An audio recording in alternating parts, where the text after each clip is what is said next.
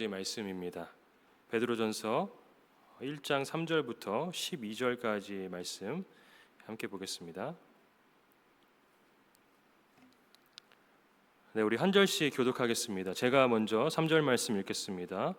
우리 주 예수 그리스도의 아버지 하나님을 찬송하리로다. 그의 많으신 긍휼대로 예수 그리스도를 죽은 자 가운데서 부활하게 하심으로 말미암아 우리를 거듭나게 하사 산 소망이 있게 하시며 죽지 않고 더럽지 않고 쇠하지 아니하는 유업을 있게 하시나니 곧 너희를 위하여 하늘에 간직하신 것이라. 너희는 말세에 나타내기로 예비하신 구원을 얻기 위하여 믿음으로 말미암아 하나님의 능력으로 보호하심을 받았느니라. 그러므로 너희가 이제 여러 가지 시험으로 말미암아 잠깐 근심하게 되지 않으셨으나 오히려 크게 기뻐하는도다.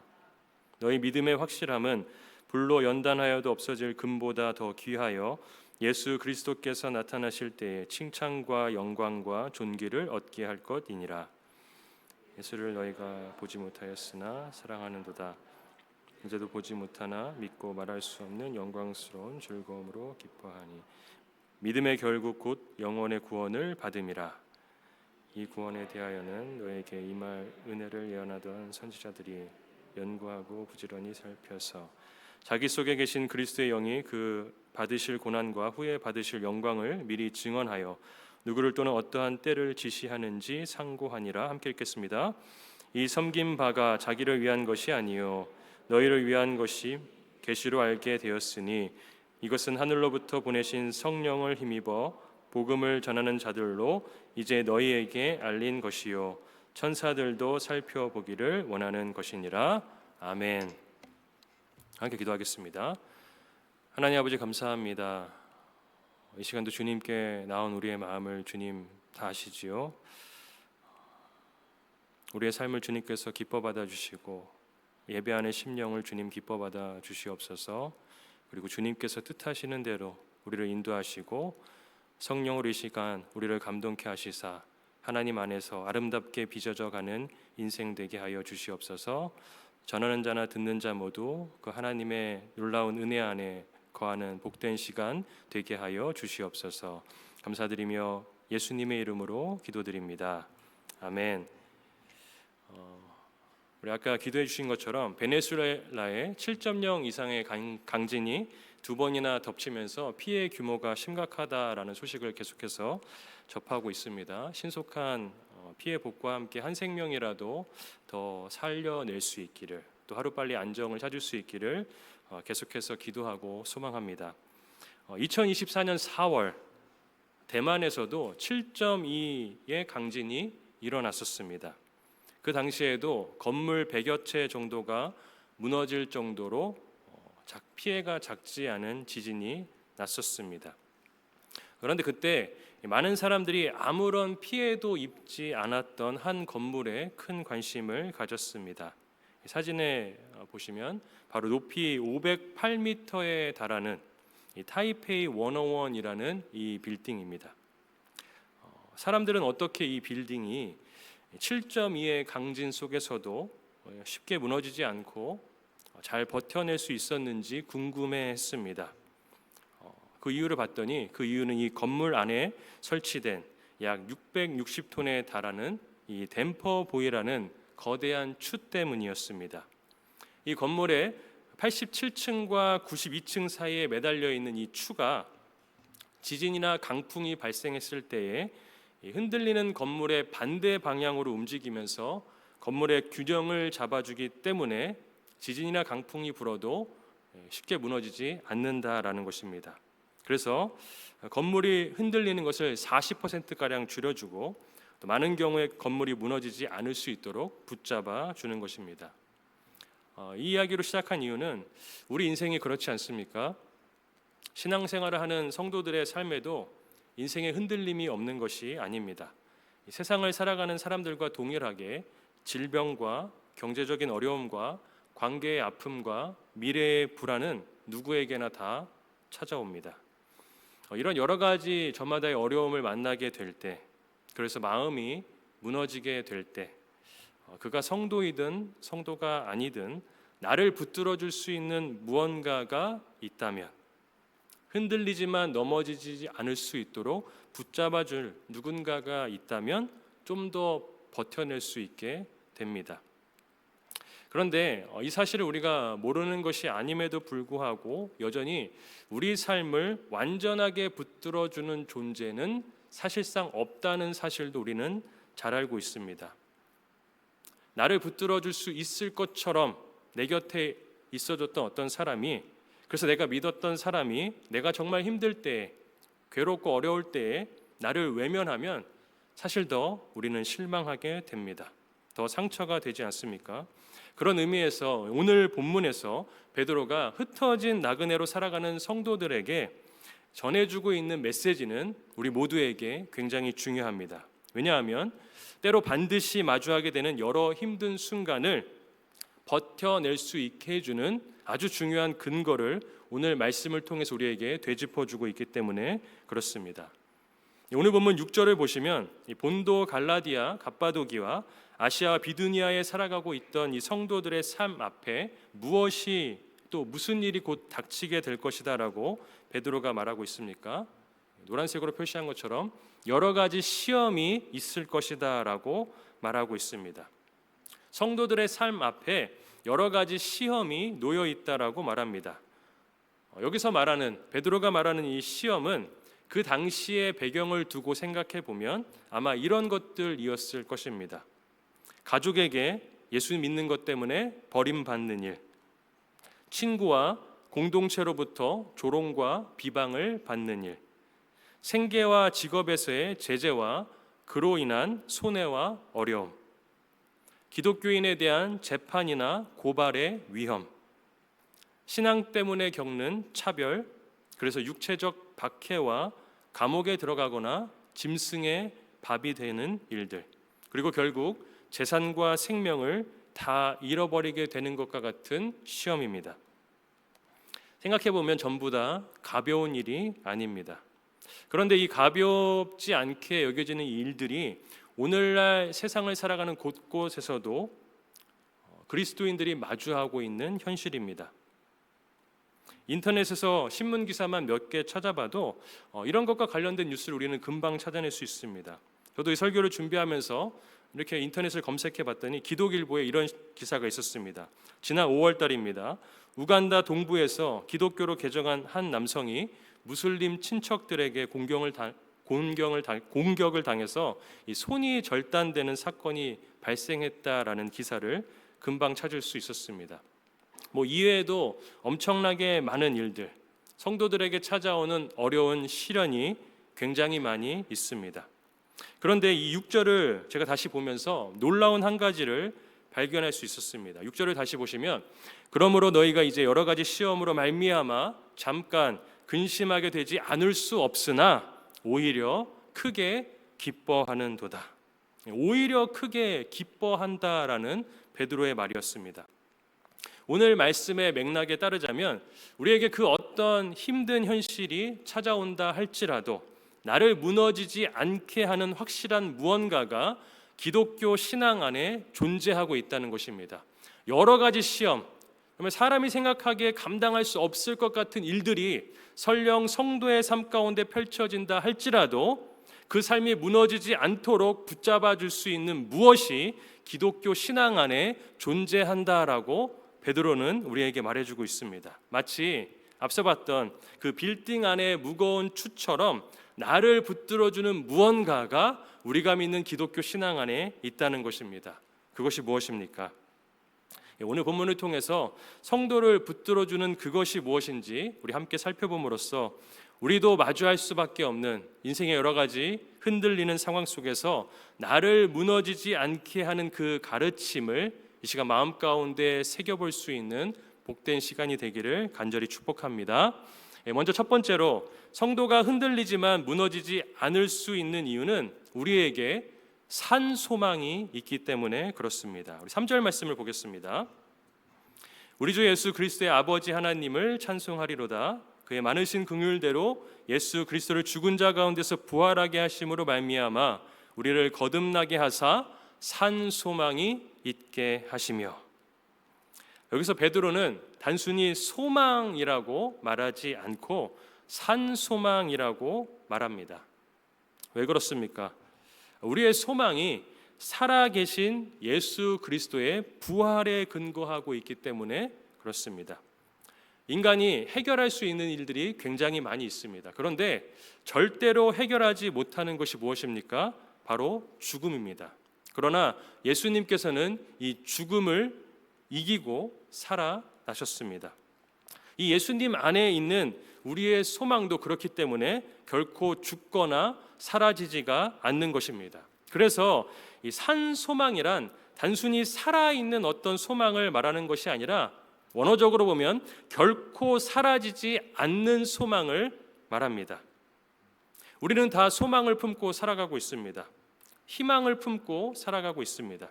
그럼 소망을 왜 품고 살아갑니까? 희망을 품는다는 것이 무엇입니까? 소망은 혹은 희망은 오늘이 아니라 내일을 바라보며 살아가게 하는 힘입니다. 그런데 모순되게 우리는 그 내일을 확신하지 못합니다. 내일은 좀 잘 되겠지. 좀 더 잘하면 얘가 잘하겠지. 좀 더 시간이 흐르면 괜찮겠지.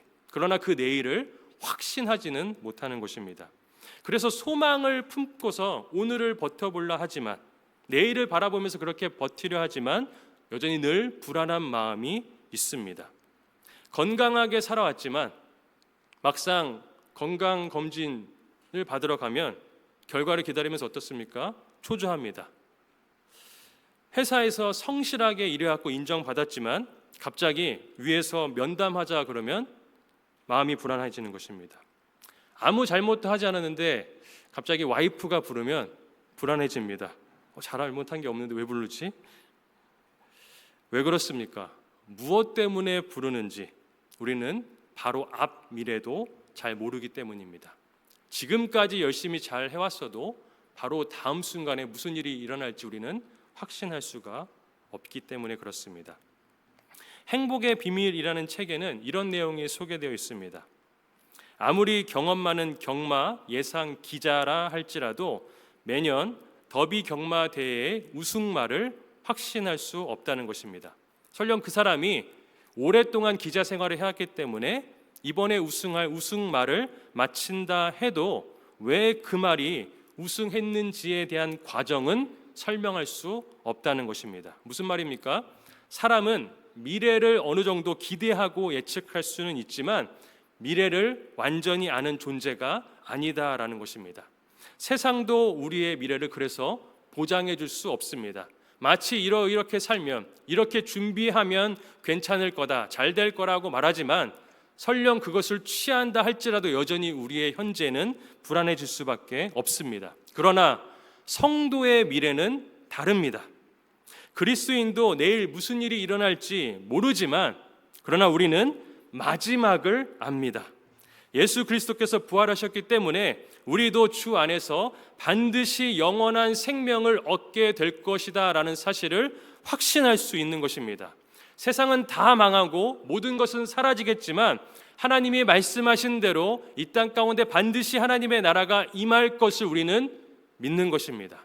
그 확신과 부활하신 예수 그리스도가 보여주신 증거가 있기 때문에 우리가 품는 소망은 죽더라도 살 수 있는 산소망이 되는 것입니다.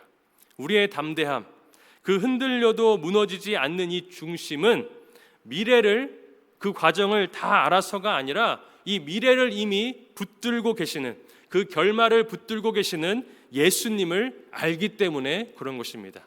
우리가 만약 예수님을 알지 못했다면, 부활의 소망을 알지 못했다면 그냥 괜찮은 척, 믿는 척 살아가는, 그래서 세상 사람들과 아무런 구별점이 없는 사람이 되었을지 모릅니다. 그러나 우리가 무너지는 삶 속에서도, 망한 것 같은 삶 속에서도, 끝난 것 같은 인생 속에서도 흔들리지 않는 이유는 예수가 정답이기 때문에 그렇습니다. 그 주님을 붙들 수 있는 우리가 되길 바랍니다. 4절을 보시기 바랍니다. 4절에 이렇게 기록합니다. 썩지 않고 더럽지 않고 쇠하지 아니하는 유업을 잊게 하시나니 곧 너희를 위하여 하늘에 간직하신 것이라. 썩지 않고 더럽지 않고 쇠하지 아니하는 유업이 누구의 것입니까? 우리의 것이다. 이것을 여기가 아니라 하늘에 간직해 두셨다라고 말씀합니다. 현대 사회는 어느 시대보다 풍요롭지만 동시에 가장 불안한 시대이기도 합니다. 안정적이라 생각한 직장, 특별히 여기선 더 그렇지 않습니까? 건강, 재산, 언제든지 잃어버릴 수 있습니다. 우리가 의지하는 것들, 세상의 것들은 언제든지 사라질 수 있습니다. 그래서 그것은 산 소망이 아니라 죽은 소망입니다. 그러나 하나님께서 하늘에 간직해 두신 유업은 절대로 사라지지가 않습니다. 우리의 영원한 생명, 하나님의 나라에서 누릴 영광은 없어지지 않는 것입니다. 왜냐하면 영원하신 하나님께서 친히 간직하고 계시기 때문에 그렇습니다. 그래서 성도는 흔들릴 수 있어도 무너지지 않습니다. 우리의 소망이 세상에 있는 것이 아니라 살아계신 예수 그리스도께 있기 때문입니다. 이 믿음을 다시 한번 우리 마음 가운데 붙들 수 있는 저 우리 모든 성도님들 될 수 있기를 간절히 축복합니다. 그것이 그리스도인의 삶입니다. 그런가 하면 두 번째로 우리가 흔들려도 무너지지 않는 이유는 하나님께서 우리를 시련 가운데서도 영광으로 이끌어 가고 계시기 때문에 그렇습니다. 베드로는 6절에서 이 성도의 삶에 찾아오는 여러 가지 시험에 대해서 말했습니다. 그런데 이 시험은 단순히 고난의 나열로 끝나지 않습니다. 베드로는 곧바로 그 고난의 이면의 의미를 7절에서 이렇게 설명하고 있습니다. 7절입니다. 너희 믿음의 확실함은 불로 연단하여도 없어질 금보다 더 귀하여 예수 그리스도께서 나타나실 때에 칭찬과 영광과 존귀를 얻게 할 것이니라. 여기서 중요한 것은 성도가 겪는 시련의 끝이 고통이 아니다라는 사실입니다. 또한 그 과정의 목적, 이 시련 가운데 있는 것도 단순히 그냥 버티라고 우리에게 주신 것도 아니다라는 사실입니다. 하나님이 우리를 통과하게 하시는 이 모든 시련의 과정에는 분명한 방향이 있다라고 알려줍니다. 그 방향이 무엇입니까? 칭찬과 영광과 존귀입니다. 그런데 우리는 예수님을 믿음에도 불구하고 보통 이런 시련을 만날 때 이런 생각을 먼저 합니다. 하나님 하필 왜 접니까? 정말 하나님이 저를 사랑하시는 것이 맞습니까? 혹시 하나님이 저를 버린 것은 아닙니까? 그런데 베드로는 성도인 우리를 향해서 시련을 만날 때 그 질문의 방향을 바꾸라고 권면하는 것입니다. 어떻게 바꿔야 합니까? 하나님 왜 접니까? 저를 사랑하는 것이 맞습니까? 하나님 저를 버린 것이 아닙니까? 라고 묻지 말고 하나님 나를 어디로 이끌고 계십니까? 라고 물으라고 하는 것입니다. 그리고 보라는 것입니다. 답은 이미 정해져 있습니다. 하나님은 우리를 칭찬과 영광과 존귀로 이끌고 계신다라고 말씀을 통해 우리에게 가르쳐주고 있습니다. 우리가 볼 때는 그것이 영광 같아 보이지 않을지라도, 칭찬 같아 보이지 않을지라도, 존귀 같이 보이지 않을지라도 반드시 그 방향으로 주님은 우리를 이끌고 계십니다. 그리고 중요한 것은 이 시련이 다 지나고 난 다음에 결국 베드로가 나중에 말하는 것처럼 불로 하는 심판 가운데 우리가 쌓은 것이 무엇인지를 드러나게 한다라고 말합니다. 우리가 쌓은 것이 무엇인지 드러난다는 것이 결국 무엇입니까? 시련을 어떻게 통과했는지가 드러나게 된다는 것입니다. 하나님은 우리가 마주하는 그 시련, 그 모든 것들을 통해서 우리로 하여금 영광 가운데, 칭찬받는 자리 가운데, 존귀케 되는 자리 가운데 두실 것입니다. 이 방향성으로 이끌고 가시는 분이 주님이심을 신뢰할 수 있기를 간절히 축복합니다. 베드로전서 5장 10절에 이렇게 말씀하십니다. 모든 은혜의 하나님 곧 그리스도 안에서 너희를 부르사 자기의 영원한 영광에 들어가게 하시니가 잠깐 고난을 당한 너희를 친히 온전하게 하시며 굳건하게 하시며 강하게 하시며 터를 견고하게 하시리라. 베드로가 뭘 말하는 것입니까? 이미 사실상 우리는 영광 가운데 들어간 것과 다름없다라고 말합니다. 예수님과 연합된 순간 사실상 우리는 이미 하늘나라에 살아가고 있는 것과 같다라고 말씀하지 않았습니까? 그런 의미에서 베드로도 동일하게 말합니다. 이미 우리는 영광 가운데 들어간 존재가 된 것입니다. 그러면서 뭘 보라고 말하는 것입니까? 우리의 인생을 봤을 때 길어야 80, 더 길게 되면 100년 이렇게 이 땅 가운데 살겠지만 하나님과 살아갈 시간을 생각해 보면 이 80, 100년이라는 시간은 아주 잠깐 찰나에 불과하다라는 것입니다. 그것을 봤을 때 우리가 마주하는 이 시련, 하나님을 바라보면서 마음 가운데 어려움으로 세상과 비교 가운데 낙심으로 찾아올지라도 하나님의 그 크신 계획을 바라보며 이 시련을 다른 시선으로 바라볼 수 있기를 베드로가 권면하고 있는 것입니다. 우리의 시선이 그렇게 시련 가운데서 주님의 넓은 시간, 주님의 넓은 계획 가운데 변화될 수 있기를 축복합니다. 앞서 7절에서 베드로는 믿음을 말하면서 금이라는 예를 언급하고 있습니다. 금은 불 속에 들어가야 정련되고 불순물이 제거가 됩니다. 마찬가지로 믿음도 이 시련이라는 과정을 거쳐야만, 통과해야만 그 진짜가 드러나고 더 순결해집니다. 여기서 핵심은 시련이 있다는 것이 아닙니다. 그 시련이 무작위처럼 갑자기 우리에게 찾아오지 않는다라는 것입니다. 하나님도 모른 채 우리에게, 하나님도 계획하지 않은 채 우리에게 찾아오지 않는다라는 것입니다. 하나님은 자신의 주권 안에서, 섭리 안에서 우리를 그 시련 가운데 두십니다. 그리고 시련 가운데 있는 우리를 방치하시거나 방관하시는 분도 아니다라고 말씀하십니다. 금을 단련하듯이 우리의 인생의 과정을 하나님이 주관하시며 마침내 영광으로 이끌고 있다라는 이 사실을 붙들 수 있기를 간절히 축복합니다. 그러므로 하나님은 우리 이렇게 믿지 않기를 바랍니다. 하나님은 단순히 나에게 닥친 고난을 제거해 주시는 분, 이런 분으로 하나님을 믿는 것이 아니라 내게 닥친 이 고난마저도 사용하셔서 우리를 결국 그리스도 앞에서 드러날 영광의 자리로 이끌어 가시는 분으로 믿을 수 있는 저와 우리 모든 성도님들 될 수 있기를 간절히 축복합니다. 그러면 힘들죠, 어렵죠. 그러나 그로 인해서 무너지지 않는 우리가 될 줄로 믿습니다. 내게 능력이 있어서가 아니라 진짜 나를 붙들고 계시는 하나님으로 말미암아 일어설 수 있기를 축복합니다. 마지막으로 우리가 흔들려도 무너지지 않는 이유는 결국 하나님의 약속의 말씀 때문에 그렇습니다. 오늘 본문 10절부터 12절까지의 말씀을 잠깐 살펴보면 10절에 이런 말이 있습니다. 예언하던 선지자들이 연구하고 부지런히 살펴서, 뭘 예언하고 뭘 연구하고 뭘 부지런히 살폈겠습니까? 하나님의 말씀입니다. 11절도 동일합니다. 자기 속에 계신 그리스도의 영이 그 받으실 고난과 후에 받으실 영광을 미리 증언하였다라고 합니다. 어디로부터 증언되었습니까? 말씀으로부터 증언되었던 것입니다. 12절 말씀입니다. 계시로 알게 되었으니, 그리고 성령을 힘입어 이제 너희에게 알린 것이요. 사도들이 말한 것들, 신약 시대의 사람들이 성령을 힘입어 말한 것들이 다 무엇이 되었습니까? 성경이 되었습니다. 10절부터 12절까지 베드로가 말하고 있는 것이 다 무엇입니까? 하나님의 말씀입니다.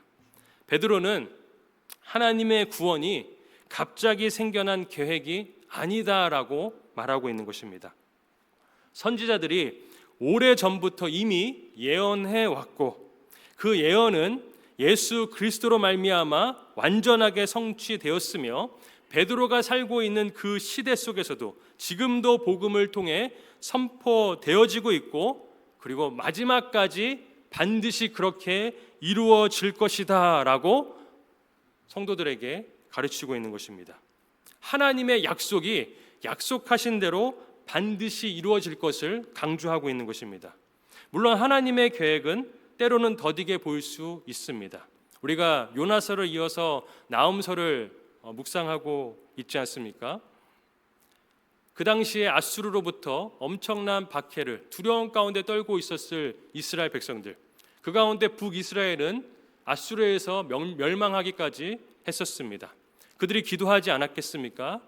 선지자들이 선포하지 않았겠습니까? 그러나 그 아수르가 완전히 멸망하기까지, 그 압제로부터 벗어나기까지 130년 이상의 시간이 필요했습니다. 때때로 우리가 하나님의 약속의 말씀이 이루어진다라는 것을 알고 있지만, 그러나 그 하나님의 계획이 우리가 생각하는 것보다 더디게 보일 수 있습니다. 아니, 내가 살아가는 동안 그 말씀이 이루어지지 않을지도 모릅니다. 그러나 하나님의 말씀이 내 삶 가운데 이루어지지 않았다고 해서 하나님이 역사하지 않는 것이 아닙니다. 다른 누군가의 삶에서 오늘 미국 땅 가운데 하나님의 말씀이 이루어지지 않고 있다고 할지라도 다른 곳에서는 하나님의 말씀이 이루어지고 있을 것입니다. 모두 다 하나님의 계획과 하나님의 뜻에 따라 하나님의 주권 아래서, 그러나 분명한 것은 하나님의 말씀대로 모든 세상이 이루어져 가고 있다라는 사실입니다. 그래서 기도했는데 아무 일도 일어나지 않는 것처럼 느껴질 때, 내가 열심히 무언가 하고 있어도 내 삶은 변하는 것이 하나도 없다고 여겨져서 낙심하게 될 때, 내 삶만 바라보지 마시고 분명히 말씀대로 역사하신 하나님을 바라볼 수 있기를 축복합니다. 늦어 보인다고 실패한 것 아닙니다. 하나님의 말씀은 한 번도 실패한 적이 없습니다. 내 삶 가운데 무언가 내가 기대했던 대로 이루어지지 않는다 할지라도 하나님이 실패한 것이 아닙니다. 하나님은 모든 것을 합력하여서 우리 삶 가운데 선하게 역사하시는 하나님입니다. 그것이 세상의 비교와 평가 속에 별것 아닌 것처럼, 부족한 것처럼 여겨진다 할지라도, 그러나 가장 좋은 것으로, 가장 선한 것으로 우리의 삶을 이끌어 가시는 하나님을 신뢰할 수 있는 우리 모든 성도님들의 삶 될 수 있기를 축복합니다. 세상은 어쩌면 하나님 말씀보다도 훨씬 더 수많은 약속들을 던져줍니다. 부모인 우리도 자녀들에게 굉장히 많은 것들을 약속해 주지 않습니까? 그러나 끝까지 책임져 줄 수는 없습니다. 말한 대로 다 들어주지 못할 때가 있습니다. 이번에 내가 이해해 줄게, 이번에 내가 잘 참고해 줄게. 그러나 그 사람의 상황이 바뀌고 나면 어쩔 수 없었어 라고 말하는 게 세상이고 사람입니다. 세상의 수많은 약속들은 실패로 돌아가는 일들이 굉장히 많습니다. 그러나 하나님의 약속은 모든 것이 반드시 이루어집니다. 그래서 우리는 상황이 아니라 말씀을 붙들어야 합니다.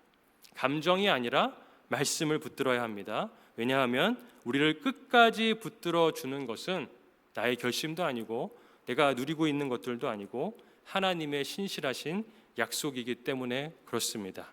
오늘 내가 어려울 때, 힘들 때 하나님을 바라보며 붙들고 있는 말씀은 무엇입니까? 그리고 내가 붙들어야 할 말씀은 무엇입니까? 그 말씀이 우리의 삶 가운데 살아날 수 있기를 간절히 축복합니다.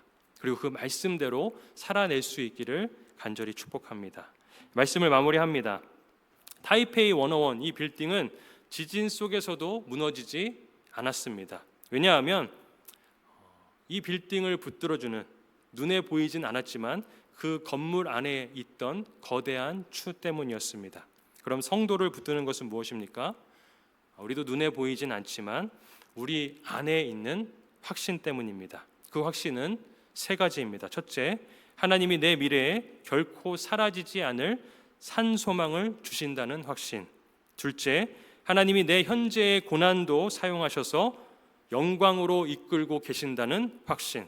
셋째, 하나님이 자신이 선포하신 말씀은 반드시 이루신다는 확신. 이 확신이 우리 안에 온전히 자리 잡아서 어려운 가운데도 흔들리지 않는 그리스도인으로 살아갈 수 있기를 간절히 축복합니다. 그런데 더 중요한 것이 있습니다. 이 확신들을 사실 우리가 붙드는 것이 아니라, 이 확신이 우리를 붙드는 것이 아니라 이 확신을 이루시는 하나님이 우리를 지금도 붙들고 계시다라는 사실입니다. 우리는 지금 나눈 이 확신들, 산소망, 하나님이 영광으로 이끌다는 사실, 하나님의 말씀이 이루어진다는 확신 없지 않지가 않습니다. 우리는 이 확신을 알아도 여전히 또 확신하지 못합니다. 그런데 더 놀라운 점은 우리가 붙들지 못할 때에도 하나님이 여전히 우리를 그 선포하신 확신 가운데 지금도 붙들고 계시다라는 사실입니다. 저는 청년들과 교제하면서 이전에 부모님들이 와서 이렇게 말씀하시는 경우들이 많았습니다. 얘가 그동안 멀리 떠났다가 이번에 교회 오게 됐는데 목사님 잘 부탁합니다. 얘 좀 잘 붙잡아 주세요. 이렇게 말하는 경우들을 많이 봤습니다. 그런데 제 안에는 그런 말을 들을 때마다 알겠습니다 하면서 그와 함께 드는 확신이 있습니다. 그런 친구들을 볼 때마다 다시 한번 제 마음 가운데 드는 확신이 있는 것입니다. 하나님이 그 청년들을 붙들고 계신다라는 확신입니다. 그렇게 멀리 떠나갔던 그 자녀가 하나님 앞으로 언젠가 다시 돌아오고 있다는 사실입니다. 그때가 언제인지 아마 부모님은 한참을 그 자녀를 위해서 기도했을지 모르지만 하나님께서 그 확신 없이 살아갔던 자녀도 그 청년도 붙들고 하나님 앞으로 인도하신다라는 사실입니다. 하나님께서 우리를 붙들고 계십니다. 우리는 흔들릴 수 있지만 그래서 무너지지 않습니다. 그러나 하나님께서 이렇게 붙든다는 사실과 함께 우리 안에 베드로가 선포해 준 것과 같은 이 세 가지 확신을 붙들 수 있는 우리가 되길 간절히 소망합니다. 그 확신을 가지고 기쁨으로 우리가 이 인생길을 걸어가는 저와 우리 모든 성도님 될 수 있기를 예수 그리스도의 이름으로 축원드립니다. 이렇게 기도하겠습니다. 하나님 아버지 감사합니다. 이 시간 세상 곳곳에서 또 우리 각자의 삶에 마주하고 있는 크고 작은 어려움들이 있습니다. 하나님, 그 어려움들, 나를 괴롭게 하는 사람들, 나를 괴롭게 하는 형편들, 하나님 이거 없애주세요, 저거 없애주세요 하는 기도에 머무는 것이 아니라 하나님 이 시련마저도 사용하셔서 나를 하나님의 영광 가운데 들어가게 하시는 분이 주님이시구나 라는 사실을 발견하는 이 밤이 되게 하여 주시옵소서. 나는 신뢰할 수 없어서 여전히 말씀을 들어도 흔들리지만 이 흔들리는 나조차도 하나님께서 예수님께서 베드로를 붙들었던 것처럼 오늘 이 밤에 나도 붙들고 계시다는 그 사실을 다시 한번 확인하는 자리가 되게 하여 주시옵소서. 그 확신을 붙들고 나를 위하여서, 내 이웃을 위하여서, 내 자녀를 위하여서, 열방을 위하여서 기도하는 시간 되게 하여 주시옵소서. 감사드리며 예수님의 이름으로 기도합니다. 아멘. 말씀을 기억하면서 함께 찬양하겠습니다.